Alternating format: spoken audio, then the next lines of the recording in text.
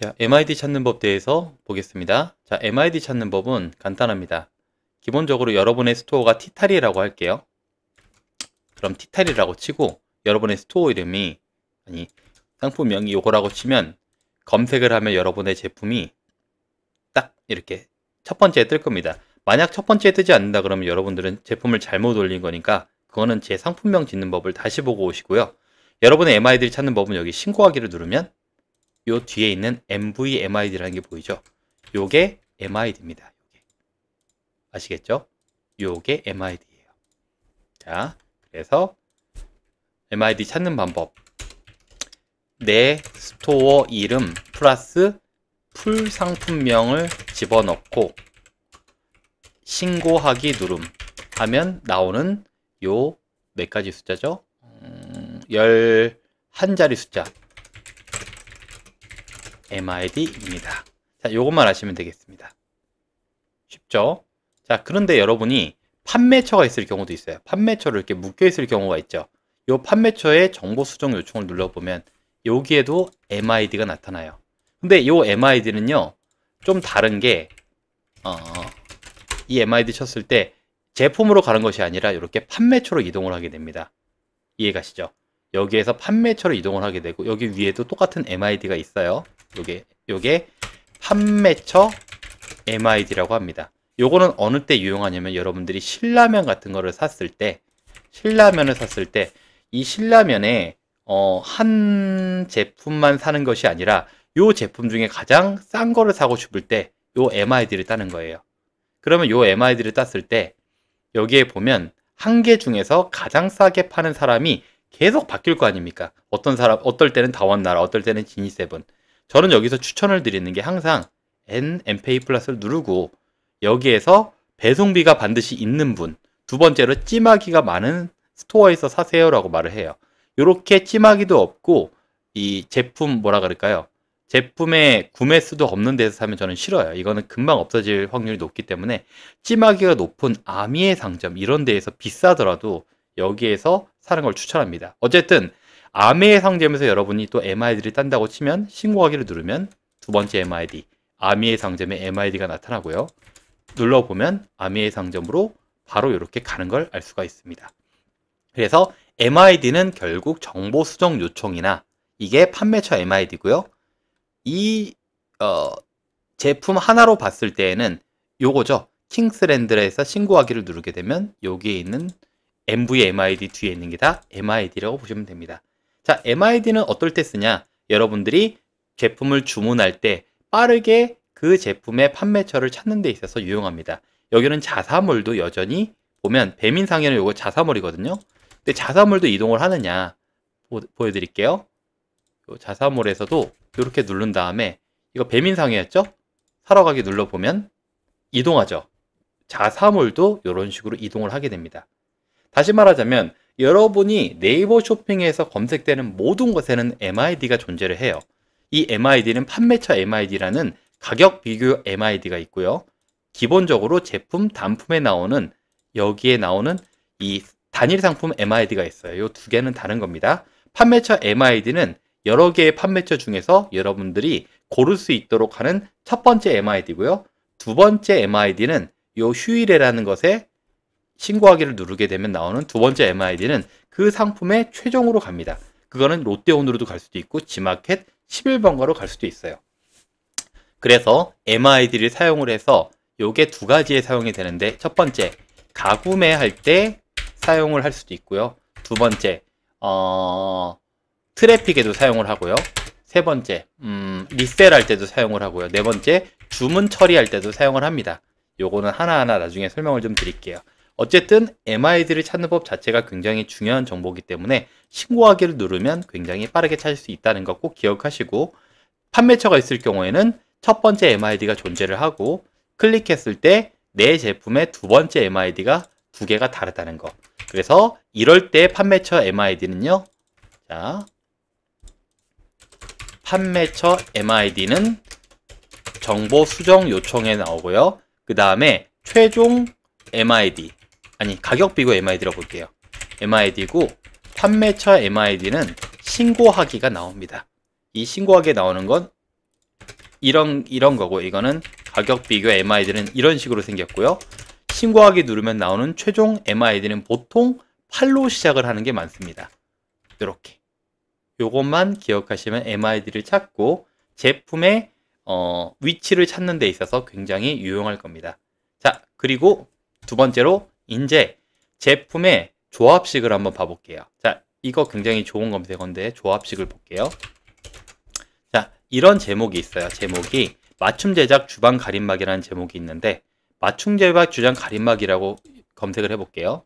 이렇게 검색을 하게 되면 티타리가 처음에 나오는데, 티타리가 안 나오네요. 티타리가 여기 나오죠. 보면 맞춤 제작 주방 가림막이라고 했을 때 제품 개수가 2782개가 나오는 걸 볼 수가 있어요. 1번 이렇게 했을 때 2782개가 나오고, 티타리라는 사람이 1, 2, 3, 4, 5위에 나옵니다. 5위에 존재합니다. 맞춤 제작 주방 가림막이 아니라 조금 더 하나를 더 써볼게요. 맞춤 제작 가리개 커튼 주방이라고. 이거는 제가 뭐 잘못 적은 것 같은데, 맞춤 제작 가리개 커튼 주방이라고 했을 때 제품 개수는 877개가 나오고 티타리가 1위에 존재합니다. 아니네요. 죄송합니다. 티타리가 3위에 존재를 하죠.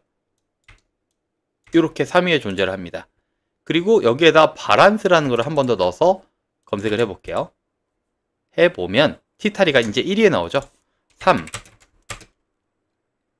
이때 73,429개가 나오고 티타리가 1위에 존재합니다. 자, 여러분의 제품이 새로 올렸다고 가정을 할 때요, 이 셋 중에서 1, 2, 3번 중에서 여러분의 순위가 가장 높게 오르는 가구매 검색어는 바로 3번입니다. 이거는 당연히 두 번째로 좋음, 이거는 가장 좋지 않음입니다. 좀 이상하지 않나요? 왜냐면 맞춤 제작 가리개 커튼 주방 바란스라는 검색어는 너무 세부 키워드이기 때문에 네이버에서 안 좋게 보지 않을까라고 생각하시는 분들이 있을 텐데요. 실제로 해보면은 요거보다 요게 더 네이버에서 여러분이 1000위에 있다고 가정을 할 때 1000위에서 900위로 오르는 게 이게 더 좋은 검색어고요. 이거는 한 950위에 오를 겁니다. 이게 근데 실제로 이게 실제로 구매가 일어나는 키워드라면 이게 더 좋아요. 하지만 둘 다 구매가 그렇게까지 일어나지 않는다고 한다면 이게 더 좋습니다. 3번이 더. 1번은 요게 이해하기가 조금 어려운데 잘 생각해 보세요. 어쨌든 제가 오늘 말씀드리는 거는 가구매를 할 때 최대한 제품 개수가 많이 나올 때 하라는 겁니다. 그리고 트래픽을 쓸 때에도 최대한 제품 개수가 작게 나오는 걸 쓰라는 겁니다. 아니, 많이 나오는 걸 쓰라는 겁니다. 이 상품 개수가 많으면 많을수록 네이버에서 조합 검색어로 인식이 되고 이 제품이 많은 제품 중에서 선택을 받았다고 오해를 하기 때문에 최대한 전체 상품 개수가 많은 거에서 가구매 트래픽을 쓰시면 여러분들의 제품에 굉장히 도움이 많이 될 겁니다. 그리고 할 때 뭐랄까, 제품의 풀네임으로 썼을 때 여러분의 제품이 1위에 나오지 않잖아요. 그러면 굉장히 제품을 못 지은 거라고 보시면 되고, 두 번째로 티타리라는 걸 앞에 넣게 되면 여러분의 제품에 티타리라는 것이 들어간 것만 나오기 때문에 도저히 제품이 안 나온다고 하면 이렇게 해서 여러분의 신고하기를 눌러보면 요 MVMID가 쉽게 찾는 것을 알 수 있습니다. MVMID는 다시 말씀드리지만 여러분의 그 고유 넘버예요.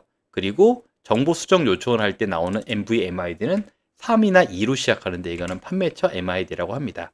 자, 요걸 알면 두 가지인데, 첫 번째로는 어떠한 검색어로 여러분이 가구매를 할지 알 수 있고요.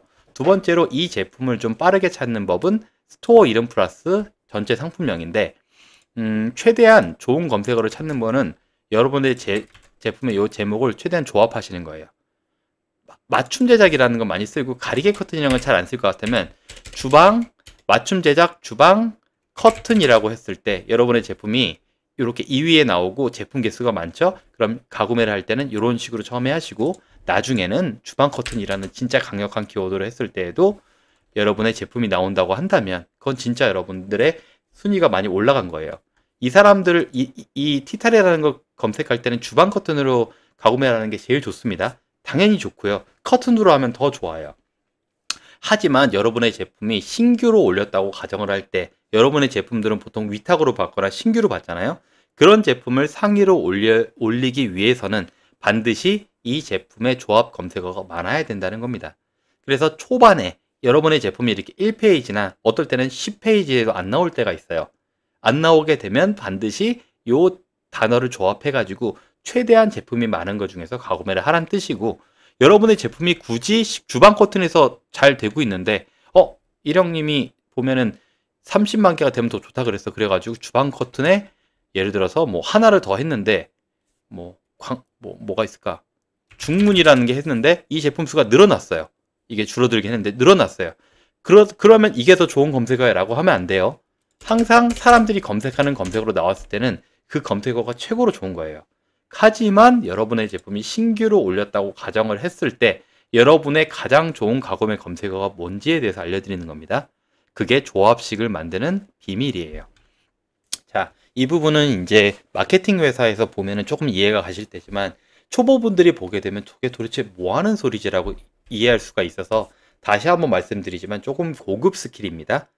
자, 여러분이 이거를까지는 알 필요 없고 그냥 간단한 거를 듣기 원하신다 그러면 아까 말한 것처럼 MID 찾는 방법, 내 스토어 이름에다가 풀 상품명을 집어넣고 신고하기를 누른다. 그럼 나오는 요 하는 자리 숫자가 MID다. 두 번째, 가격 비교가 있을 때 정보 수정 요청을 누르면 MID가 나오고 이게 판매처 MID라고 부른다. 아니, 가격 비교 MID라고 부른다. 그리고 판매처 MID는 신고하기다. 요 두 개만 배우시면 되겠습니다. 감사합니다.